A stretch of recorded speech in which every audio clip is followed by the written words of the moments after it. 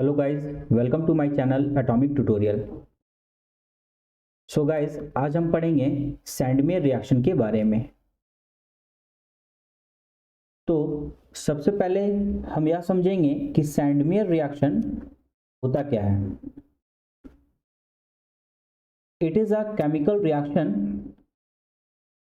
Used to synthesise aryl halide from aryl diazonium salt using copper salt as a reagent. मतलब अगर आपको aryl halide बनाना है, aryl halide जैसे chlorobenzene या ब्रोमोबेंजीन अगर आपको बनाना हो तो आप इसे अराइल डायजोनियम सॉल्ट से बना सकते हैं using copper salts as a reagent.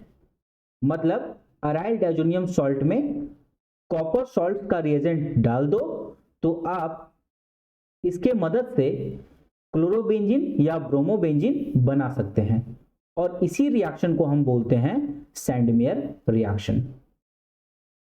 तो सबसे पहले हम ये समझेंगे कि अराइल डायजोनियम सॉल्ट होता क्या है।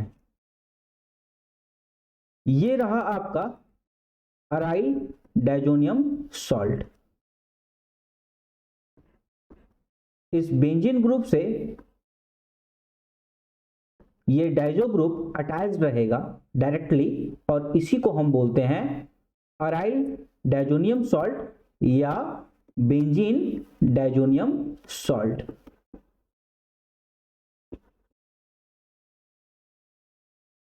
अब अगर हम इस बेंजीन डायजोनियम सॉल्ट की बात करें तो ये बेंजीन डायजोनियम सॉल्ट हम प्राइमरी एरोमेटिक अमाइन से बनाते हैं। किससे बनाते हैं? प्राइमरी एरोमेटिक अमाइन से बनाते हैं। अब जब हम इस प्राइमरी एरोमेटिक अमाइन से डायजोनियम सॉल्ट का फॉर्मेशन करते हैं तो हम लोग reagent NaNO2 sodium nitride plus aqueous hydrochloric acid use करते हैं। इस रिएजेंट के साथ हम एक और कंडीशन लेकर चलते हैं और वो कंडीशन टेम्परेचर का होता है। इस रिएक्शन के दौरान मतलब डायजोनियम सॉल्ट बनाने के दौरान हम टेम्परेचर 0 से 5 डिग्री सेल्सियस लेकर चलते हैं।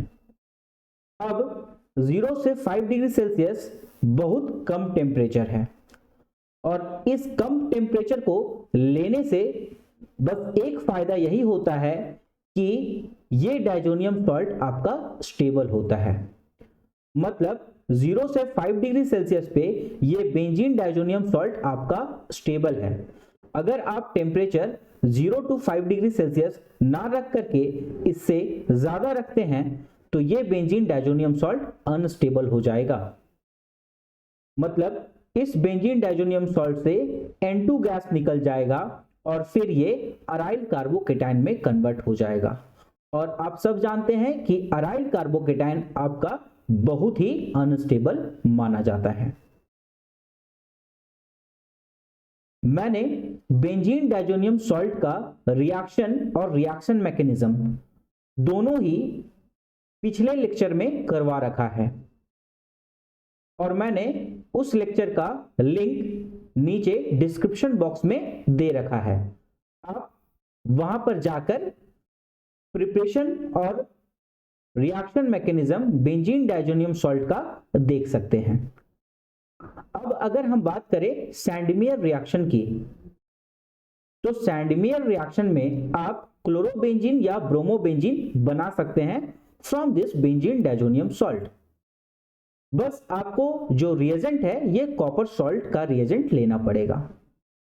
तो अगर आपको क्लोरोबेंजीन बनाना है तो आप क्या करो, इस बेंजीन डायजोनियम सॉल्ट में Cu2Cl2 डाल दो और इस Cu2Cl2 को क्या बोलते हैं? क्यूप्रस क्लोराइड बोलते हैं। इस क्यूप्रस क्लोराइड में कॉपर आपका +1 ऑक्सीडेशन स्टेट में एग्जिस्ट करता है और इसी +1 के कारण इस कॉपर का नाम है क्यूपरस क्लोराइड। तो अगर आप इस बेंजीन डायजोनियम सॉल्ट में क्यूपरस क्लोराइड डालते हैं तो आपका ये डाइजो ग्रुप क्लोरीन में कन्वर्ट हो जाएगा और आपको क्लोरोबेंजीन मिल जाएगा। उसी प्रकार अगर आपको ब्रोमोबेंजीन बनाना है तो आप इस डायजोनियम सॉल्ट में Cu2Br2 डाल दो और इस Cu2Br2 का नाम है क्यूपरस ब्रोमाइड और यहां पे भी कॉपर का ऑक्सीडेशन स्टेट +1 में एग्जिस्ट करता है।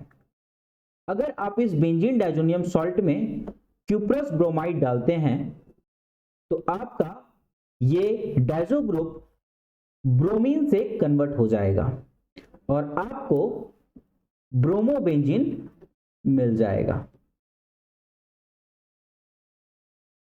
तो अगर आप क्लोरोबेंजीन और ब्रोमोबेंजीन इस डायजोनियम सॉल्ट से बनाना चाहते हैं तो आपको क्यूपरस क्लोराइड और क्यूपरस ब्रोमाइड यूज करना पड़ेगा और इसी रिएक्शन को हम क्या बोलते हैं?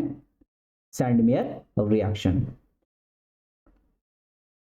Thank you so much.